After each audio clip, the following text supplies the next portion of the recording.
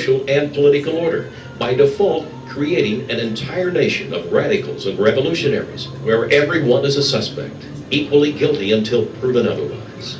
And what is the solution to deal with these people? The same way as every other totalitarian regime throughout history.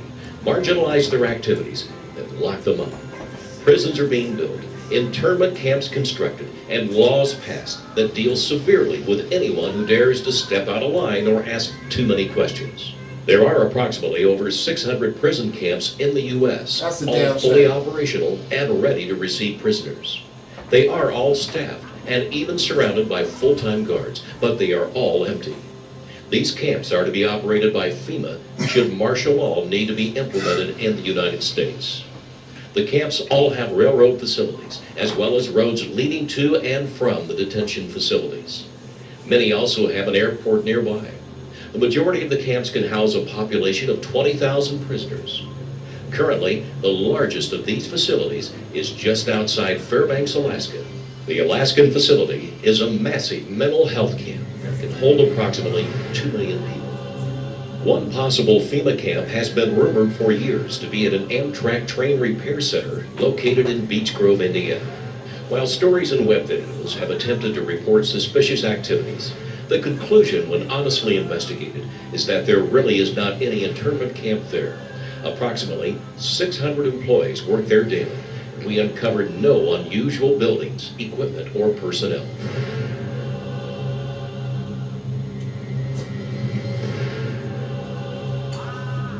Having said that, there are many well-documented camps and prisons that have sprung up around the United States the past decade or so.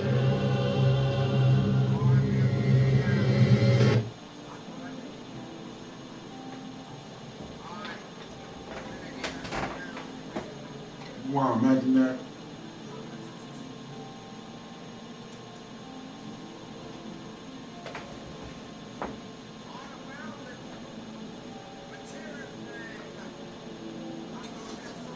FEMA death camps and the red and blue list under martial law. While I have no doubt that the NWO creators at the CIA have their own list of people to round up and terminate, the actual proper agency behind the now infamous red-blue list is none other than FEMA Black OPS. FEMA is not here to primarily help you. Under a full state of martial law, FEMA is here to send you to their detention camps to sort out who shall live and who shall die.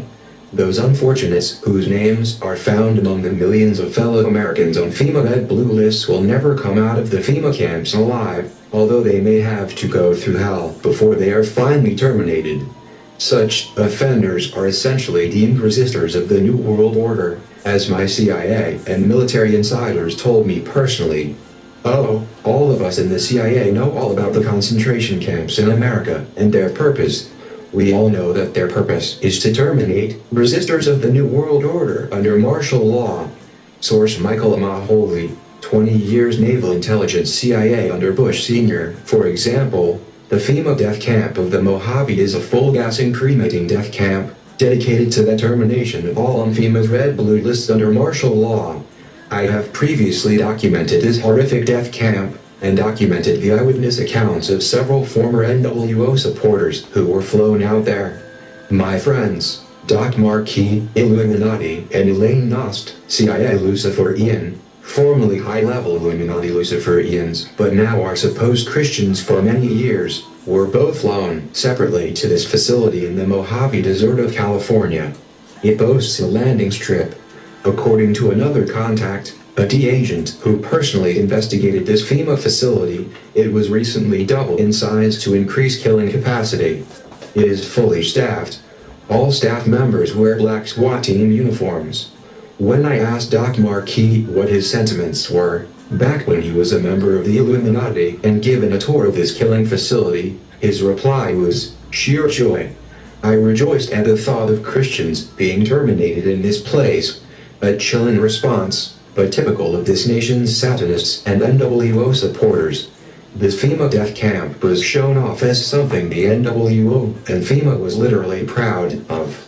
And there are many more FEMA detention camps whose ultimate purpose under martial law is not to save life, but to terminate human lives deemed unworthy of entering into the dawning of Lucifer's New World Order. Know the cold hard facts about FEMA, and then think twice before going meekly to such camps under a state of martial law in your region. We are all on a red or blue list somewhere. Those on the red list will be walked on at 4 a.m. and taken to the camps and probably killed. Red list, these people are the enemies of the NWO. They are the leaders of patriot groups, outspoken ministers, outspoken talk show hosts, community leaders, and even probably net leaders. These people will be dragged out of their homes at 4 a.m. and will be taken to FEMA detention centers and killed. This will take place approximately 2 weeks before martial law is enforced. Blue list, these are also enemies of the NWO, but are followers of the red list folks. These people will be rounded up after martial law is in place and will be taken to the detention centers and re-educated. Various mind control techniques will be used on them. Most will not. See, I told you that. The ones they're talking about are the young people. They're going to take the young people between 5 and 15. They're going to right away start tampering with the girls.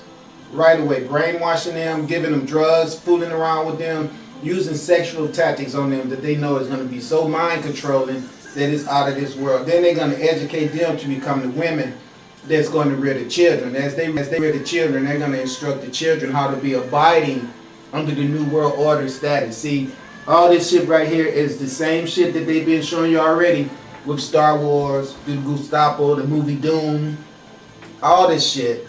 But what they didn't plan on was the Federation showing up. And the Federation is sitting here like, just like they said, they're here to kill Christians. That's just what he said.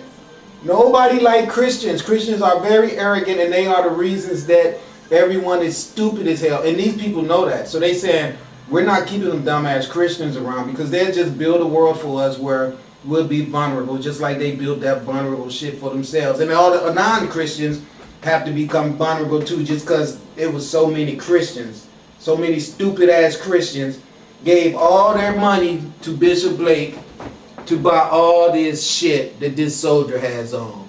All those trains. Everybody in America is Christians, and that's the reason why we have had nothing but war since them freaking Christians came over here, according to their lie, on the Nina, the Pinta, and the Santa Maria. They have came here with their bullshit that they brought from Europe, and now you see it here. Nothing but white people here. Now they done murdered all the indigenous people already. Now here they are, them grew in numbers and took over everything, still reenacting they same European bullshit on each other. Okay? The light ship's gonna kill all these motherfuckers. And all you Christians are going to be allowed to be killed by them first because you paid them to do this. So you might as well get your money's worth. Survive this.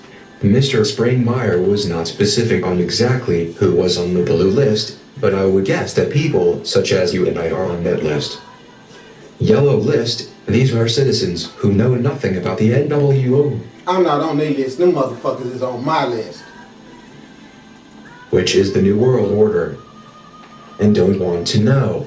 They are considered to be no threat at all and will be instructed as to how to behave and will most likely do whatever they are told. Unfortunately, there are... And look how stupid he is. Here he is now, aging. Getting up in age, getting ready to die. And when he die, all the wealth that he stole behind his wickedness, he can't take with him. He only gonna take the impressions in his heart when he go to see my father. And my father is waiting on your ass. Know that.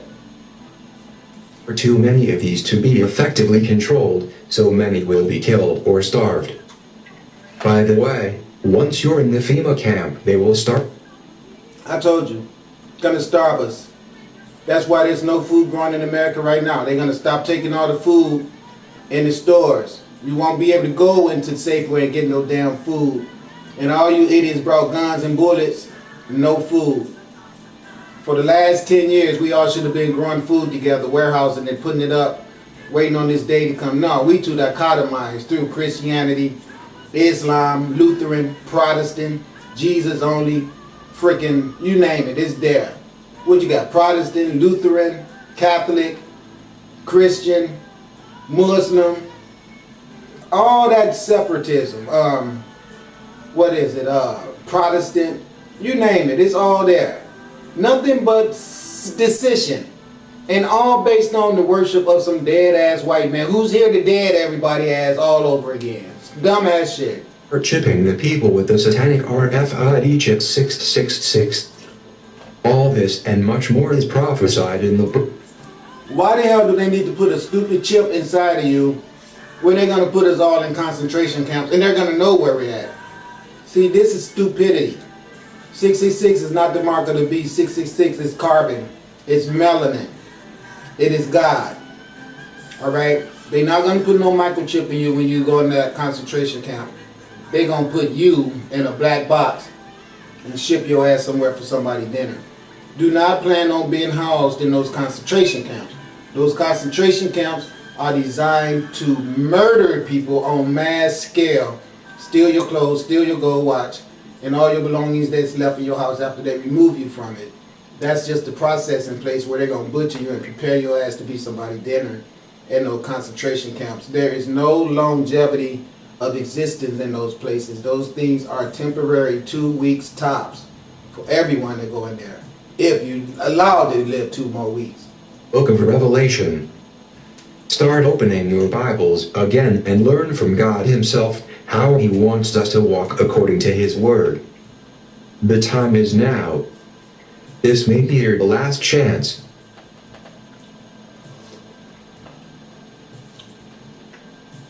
I noticed he didn't say that Jesus shit. He said God. See, they're getting very wise. See what her ass have to say.